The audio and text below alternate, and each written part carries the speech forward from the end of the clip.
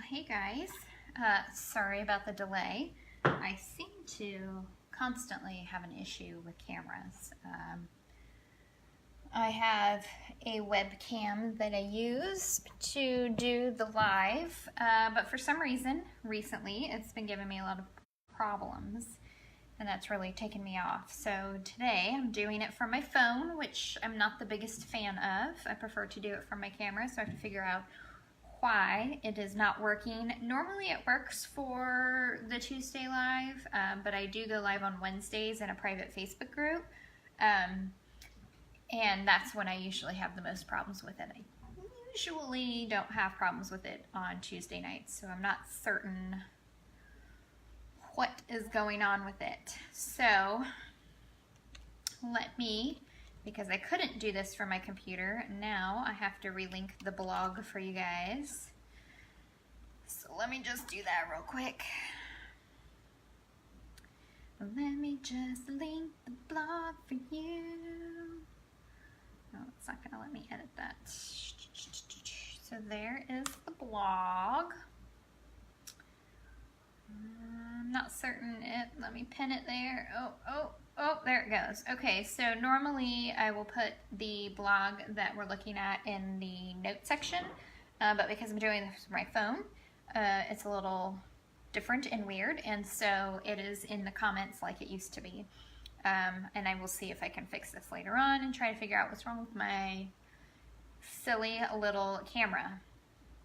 So tonight, we are talking MTHFR. If you are joining me for the very first time, my name is Sunny Brigham, and I am a board-certified clinical and integrative nutritionist. I specialize in digestive health as well as hormone balancing, and so I basically help people start to feel well again by treating any type of gut issues, which most people have and they don't even know.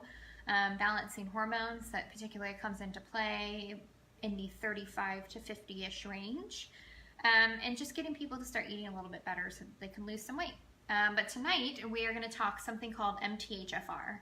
MTHFR stands for Methylenetetrahydrafolate Reductase, and that's why we shorten it to MTHFR. It's kind of like DNA. Nobody wants to walk around and say deoxyribose nucleic acid every day, so they just call it DNA. And so tonight what I'm going to do is kind of tell you what MTHFR is, go over some signs and symptoms of it. A lot of people have heard of MTHFR, a lot of people haven't and they don't even know it, and then some people treat it and they treat it incorrectly and it causes some other issues with their way that their body functions. And so as we go along tonight, if you have any questions, go ahead and post them in the comments. I do check that periodically throughout the broadcast, and I will make sure that I get your question answered before the live ends. And if you are watching this after the fact, I will also answer your question. So if you're watching it afterwards, go ahead and post it. I monitor the comments, and I will be more than happy to answer your question afterwards. So let's get started, shall we? Okay, so like I said, MTHFR stands for Methylenetetrahydrafolate Reductase. Some people call it a genetic mutation. It's actually an enzyme, but we do have genes that cause how the enzyme functions. In school, we used to call it, I didn't used to call it, I had a professor that would call it the Monday, Thursday, Friday gene. We called it a very bad word, gene. I'm sure if you're creative enough, you can figure it out. That's what we used to call it. It's actually a really common genetic mutation. So there are two genes that dictate how the MTHFR functions in the body. Most people have a mutation on at least one of those genes. Very few people have a what they call a homozygous, or a homozygous on each of the genes, and I'll kind of break those down here in a second. But most people have at least one mutation on those genes, and they just don't even know it, but it is pretty common. Before we talk about kind of genetic mutations and things like that, and I have said this before, you can have all the genetic mutations in the world, but if those mutations aren't expressed, they're really kind of like, what's the word I'm looking for? They are in hibernation. So they're not really functioning, they're not really doing anything, it's just a mutation that you're there. Like for instance, having a family history of Alzheimer's. So I carry the Alzheimer's gene. I've seen it on my 23andMe raw data, so I know it's there. But I also know it's there because my grandfather had Alzheimer's disease. And so having that gene puts me at an increased risk for developing Alzheimer's, but that doesn't mean that I am going to develop Alzheimer's. So a lot of how I take care of my body and myself today will determine whether later on down the line I actually do develop Alzheimer's. And so that's the same thing with the, I closed all my 3 rings. Aw, congratulations me. Those of you who have Apple Watches, you'll know what I'm talking about. Hit all my 3 rings. Thank you. For those that have the MTHFR mutation, just because you have the mutation doesn't mean that those mutations are actually active, meaning that they are expressed and they are kind of going haywire in the body. So just get that out of the way and know that just because you have a mutation doesn't mean that it's actively expressed, which means it's not functioning inappropriately in the body, if that makes sense. Okay, so what MTHFR does is MTHFR really plays into methylation in the body. So we use methylation for a ton of different things. And it can be really convoluted and very confusing. Before we utilize certain B vitamins in our body, they have to be methylated before the body can use them. Some people can be over-methylators, some people can be under-methylators. It can play into your mental health, your mental health status as well. So there's kind of a lot that goes into it. It's a super complex process. So tonight we're really just going to focus on the MTHFR mutation and talking about what that mutation is and what you can do about it or how to know whether you have it or not. Let's see. Okay, so myself, and I'll tell you a little bit more about the issues that I have with methylation later on, but I am heterozygous for one of the 2 MTHFR mutations. So we talked about there being 2 MTHFR genes. Only one of those do I have one mutated allele, and I'll tell you what those are in a second. But it's pretty common. That's a pretty common amount of people. But because I have another set of genetic mutations that really affect my methylation status, it causes me to have more symptoms of the MTHFR mutation than most people would have. So like I said, MTHFR isn't a gene, it's actually an enzyme. This specific enzyme provides a methyl group to various processes in the body. For instance, before we can utilize folate or folic acid in the body, we need a methyl group donated to it to methylate that vitamin so that we can use it. Same thing with B12. It comes in the form of cyanocobalamin from food. You also see that from various synthetic supplements. If you go look at your multivitamin and you look at B12 on the back, it will tell you what form of cobalamin it is. Most times, unless you're using a really high quality supplement, it's going to be cyanocobalamin. And so your body has to, or the MTHFR has to donate a methyl group in order to turn that cyanocobalamin into methylcobalamin, which means the body can use it a little bit better. And so we'll talk a little bit about the different forms of folate and B12 here in a second. For folate, though, you really need to stay away from folic acid, and we can make that into an entire other blog. I don't want to get into the weeds of it right now. But folate is okay. Folic acid, not so great. But again, in order to use folate, it has to be turned into the methylated folate. Same thing with B12, like I just said.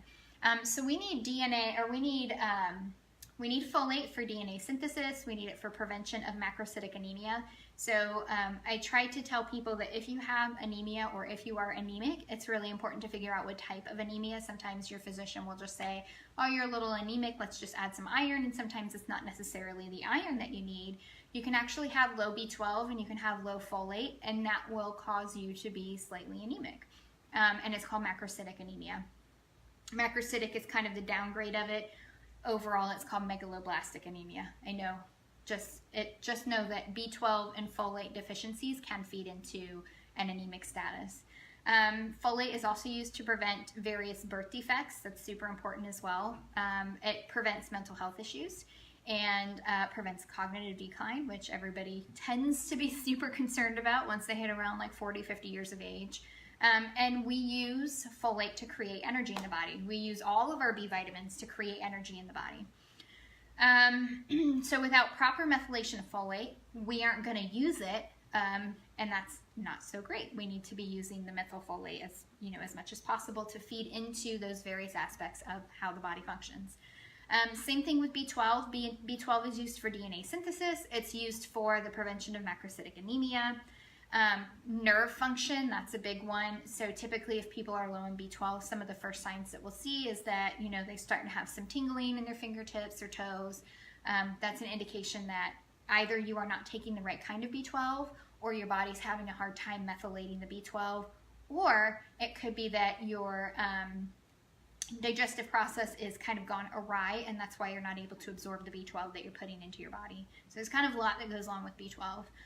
It's also used to create energy as well. So, and there are several forms of B12. There's hydroxycobalamin, adenosylcobalamin, methylcobalamin, and then cyanocobalamin. But for the purpose of this video and this blog tonight, we're really only going to be talking about cyanocobalamin, which is kind of the inactive form of B12, and then methylcobalamin, which is the methylated form of B12.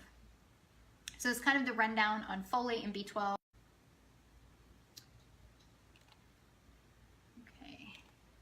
Looks like I just lost my camera here for just a second. Let me make sure everything's all right. Oh, I think it is. Okay.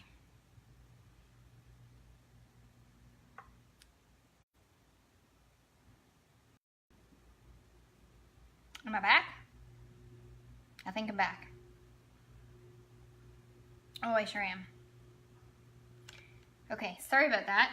Again, I'm broadcasting from my phone tonight, so it just kind of lost some internet connection there. Looks like we're back to go. So now let's continue to roll forward. So what I just kind of talked about was the folate and B12, why it's important in the body, and why it's important to have those methylated. And so now let's talk a little bit about testing, so how you can figure out whether or not you have this genetic mutation, and kind of what's going to go into as far as symptoms, how to recognize whether you have this mutation or not. If you've ever had any type of 23andMe testing done, Ancestry, DNA, anything like that, you will have access to what's called the raw data file. So in the raw data file, you'll be able to figure out whether or not you have the mutation on these two separate genes. So these two genes that feed into MTHFR, the first one is A1298C, the second one is C677T. If you just look for 1298C or 677T, you're going to figure out those two, or you're going to find those in your raw data. Sometimes they are coded as a specific SNP, an RS, or something like that, and you can Google that to figure out what the RS code is for that raw data. But if you ever had any 23andMe or Ancestry.com, you'll be able to pull up your raw data, look for those two genes, and see whether or not you have the mutation or not. So when we look at mutation, when we look at the gene as a whole, it's called a single nucleotide polymorphism. So that's your gene. That's why we call it a SNP. It's SNP. The more prominent the gene is, or the more prominent MTHFR gene is 677T. So I am heterozygous for 1298T, which is not really that big of a deal. It's just one mutation on one gene, and it's the kind of the subpar gene, the one that really doesn't matter that much.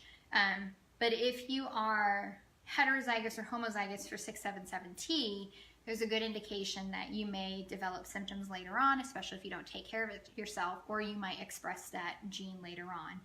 Again, it's a super, super, super common mutation. It's something that's very easily taken care of, so it's just a matter of identifying the set of symptoms that you have and treating it appropriately.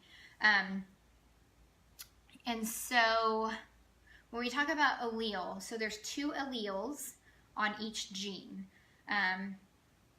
And you can have a mutation of one allele, or you can have a mutation of both alleles. And so a mutation of one allele is heterozygous. A mutation of both alleles is homozygous. So I only have a mutation of one allele on the non-dominant gene, so I'm heterozygous for 1298. If I were to have a mutation in both alleles for 1298, then it would be called homozygous. If I had a heterozygous on 1298 and then I had heterozygous on 677T, then it would be compound heterozygous, and then the same thing for homozygous. And so the more mutations you have, the more likely you are going to feel the effects of those mutations. If you haven't had any 23andMe or DNA, Ancestry DNA testing done, you don't have access to raw data files, that's not a problem. The easiest way to figure out if you have these specific genetic mutations that are currently being expressed is to go to your physician during your next annual physical, because you should be having a physical every year and you should be getting a new set of labs every year. So you go to your, during your next annual physical and your next set of labs, just be like, hey doc or hey nurse, I am interested in having my homocysteine checked. My homocysteine because I'm curious about my genetic status for the MTHFR mutation. It's a very simple blood test. 9 times out of 10 insurance will cover it. And so the higher your homocysteine is, the more likely it is that you have a mutation on one of those 2 genes, but that mutation is actually being expressed at that time. So your body isn't able to methylate. It's not able to clear out the ammonia in the body. Methylation is a whole huge monster.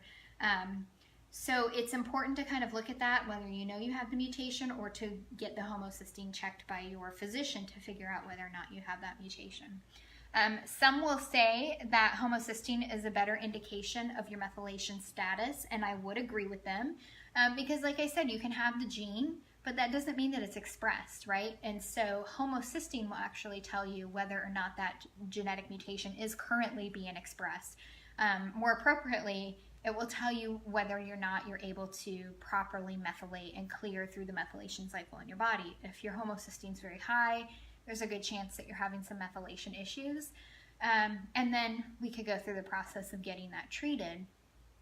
But if I just look at a 23andMe or I look at an Ancestry.com or an Ancestry DNA raw data report, seeing the mutation, again, doesn't necessarily mean that it's active and that it's expressed.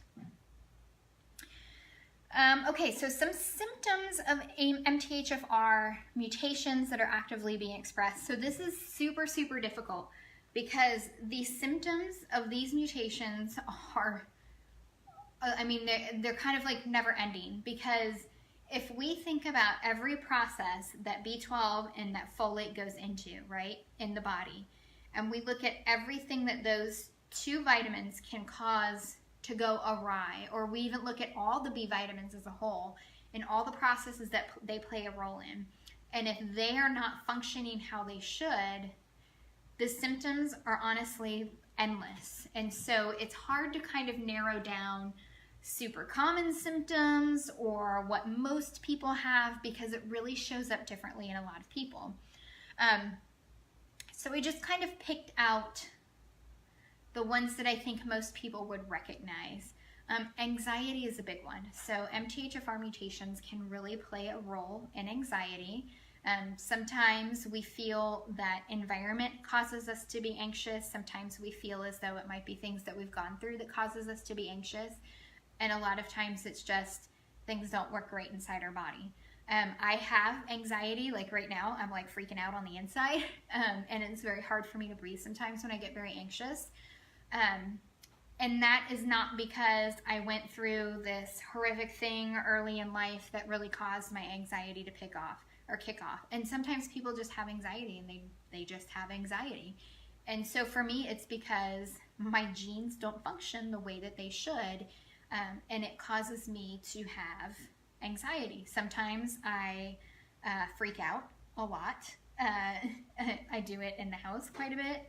I'm very particular about things, and I'll kind of talk a little more about it. But anxiety is a huge factor for the MTHFR mutation. Tingling in the fingers or toes. I talked about that a minute ago with B12 status. Dry skin. See, it's just a super weird symptom, right? Most people wouldn't think, like, if they think, oh, my skin's dry, they just think, oh, I'm going to put some lotion on. Or it's probably a little dry air, or it's winter outside. Most people don't put 2 and 2 together when it comes to dry skin and a genetic mutation. Fatigue that is not relieved by better dietary changes or better sleep habits. Again, like I said earlier, B vitamins play a crucial role in energy production. And so if you're taking in all these B vitamins, but your body's not able to methylate them, you are not going to be able to produce the energy that your body needs. Headaches, exercise fatigue is another big one. The thing about exercise fatigue, though, is hormones. If you have kind of your hormones are a little awry, you're going to have exercise fatigue there as well. So it's like I said, it's very hard to narrow down some of these symptoms.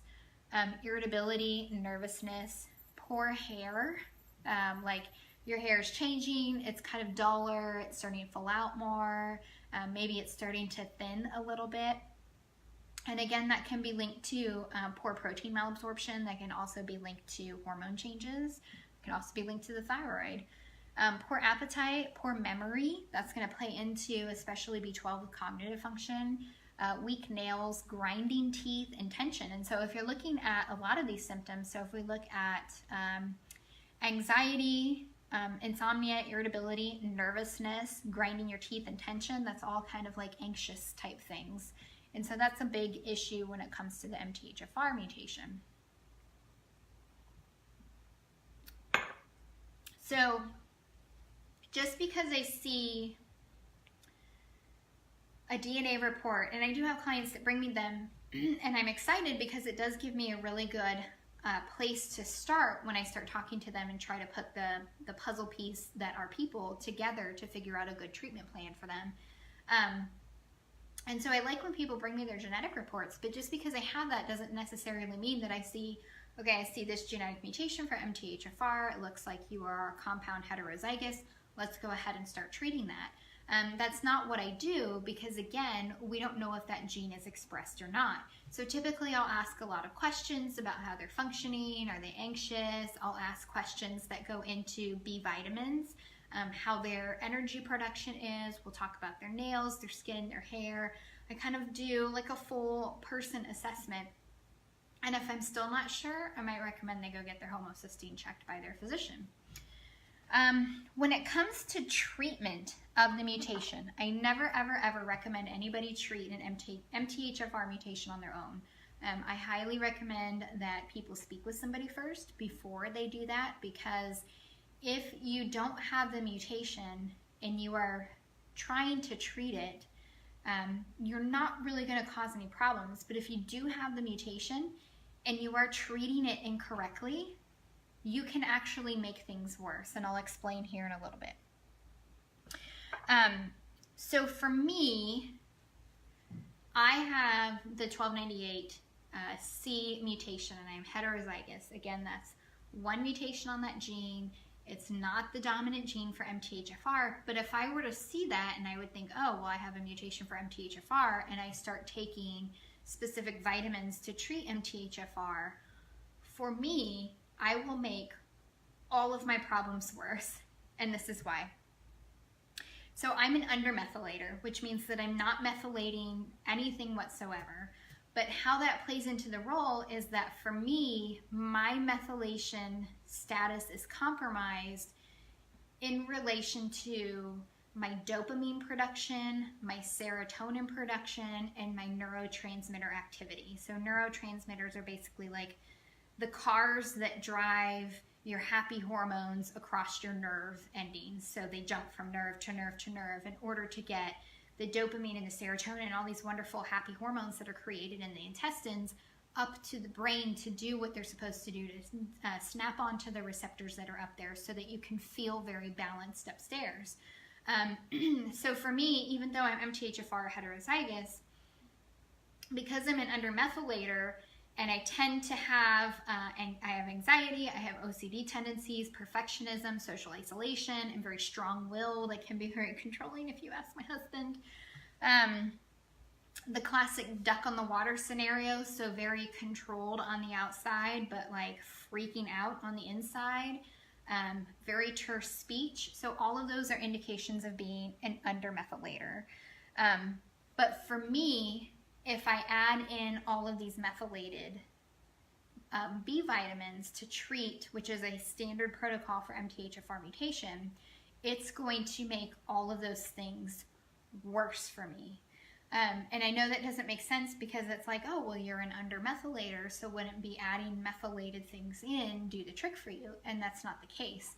What I need is things to enact on my neurotransmitters so that I can increase the activity of my neurotransmitters in my body, make sure that the hormones that I'm creating in the intestines are moving to the brain where they should, and then I can function on my methylation status. So it's kind of fixing one thing to fix the other, if that makes sense. But if I were to go out, like I said, and take a B complex and it's all activated Bs, there's a good chance that I would get much more anxious than I typically am. And so the other side to treating MTHFR yourself is that if you have, most people will go for methyl B12. Some people will add in the methylfolate, but most people go straight to the methyl B12. And so a methyl B12 is not actually going to fix the methylfolate issue. And if you have too much methylfolate, you can actually mask a B12 deficiency. And so you won't feel it, you'll feel great for a while, and then all of a sudden you will just crash, and it's because you don't have any B12 in the system. Even though you're pumping yourself full of B12, your body's just not using it because it's too busy focusing on the methylfolate aspect of it and not the B12. And I think that's it. I highly recommend you read the blog on this one. It's something that's super hard to kind of talk about off the cuff and get everything that's in there because it is a super, super complex issue, especially when you talk about genes and expression and things like that. So to kind of wrap it up if I can, there's two genetic mutations. There's 677T and 1298C. 677T is the dominant MTHFR mutation. 1298C is the not so dominant one. MTHFR is actually an enzyme that methylates the B12 that goes into the methylation cycle that kind of clears out the excess ammonia that we have in the body. So methylation process is a big deal. And so if we have these mutations, it's a good idea to get them checked to make sure that we are not expressing those mutations. And I highly recommend that you never act on the raw data report. It's a good place to start to see what you have when it comes to the MTHFR. So other things I definitely think that you can act on now, but for MTHFR, I think it's a good place to start. Then you go get your homocysteine levels checked. Homocysteine is going to tell you whether or not your methylation cycle is working appropriately. If your homocysteine is very high, your methylation cycle is not working appropriately, which means that those mutations you found are probably being expressed. And then you can work with somebody that's well-versed in the MTHFR mutations to get your body functioning, your methylation cycle working the way that it should. There's so much more to MTHFR than just methylfolate and methyl B12 or methylquinoline. So I highly recommend that you never self-treat when it comes to MTHFR because you could be an over-methylator or an under-methylator. You could have super anxiety tendencies, which means that if you add in a ton of activated B vitamins, there's a good chance that you're going to exacerbate your anxiety and make it a lot worse. So with that, I don't think I saw any questions pop up. Nope, there are no questions. I pinned the blog. I'm going to change the top to add the description in, to add the blog there as well. But again, I highly recommend that you read the blog. It's going to explain a lot as far as those two MTHFR mutations go.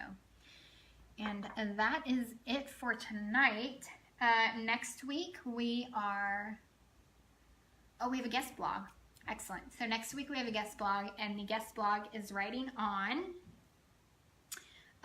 sleep habits and how poor sleep plays into your food habits, because the two are linked. So your quality of sleep and your quality of diet, your dietary intake. So your quality of sleep and your dietary intake are linked. And so that's what we're going to be talking about next week. And I will see you guys then. I hope you have a fabulous week, and I'll see you next Tuesday. Bye.